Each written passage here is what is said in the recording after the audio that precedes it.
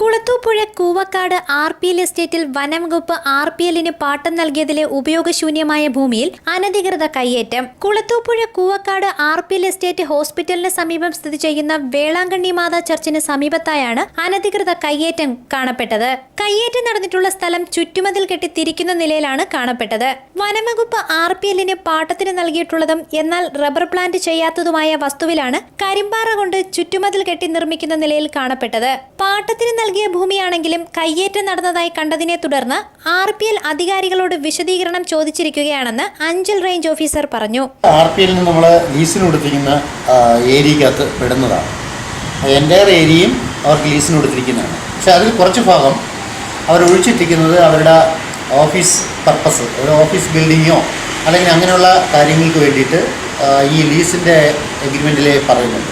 അത് ഫോറസ്റ്റ് ഡിപ്പാർട്ട്മെൻറ്റുമായിട്ട് അവർക്ക് കോൺടാക്ട് ചെയ്തിട്ട് അവിടെ എന്തെങ്കിലും കൺസ്ട്രക്റ്റീവ് പർപ്പസ് നടത്താം. അപ്പോൾ അങ്ങനെ ഒഴിച്ചിട്ടിരിക്കുന്ന ഭാഗമാണ്. പക്ഷെ അപ്പോൾ അവിടെ അതിൽ ചേർന്നാണ് അവരുടെ ഓഫീസ്, പിന്നെ മാനേജേഴ്സ് ബംഗ്ലാവ്, അവിടെ ഒരു IB ഹോസ്പിറ്റൽ, ഇങ്ങനെയുള്ള സ്ഥാപനങ്ങളൊക്കെയും സ്ഥിതി ചെയ്യുന്നു.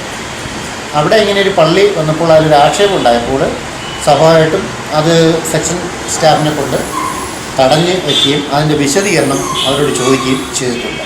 വർഷങ്ങൾ പഴക്കം ചെന്ന ഈട്ടി, ആഞ്ഞിലി തുടങ്ങിയ വിലപിടിപ്പുള്ള വൃക്ഷങ്ങൾ അടക്കമുള്ള ഭൂമിയിലാണ് അനധികൃത നിർമ്മാണ പ്രവർത്തനം നടന്നുവരുന്നതായി കാണപ്പെട്ടത്.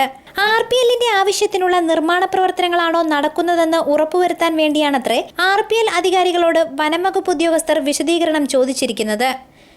News bureau, Anchal.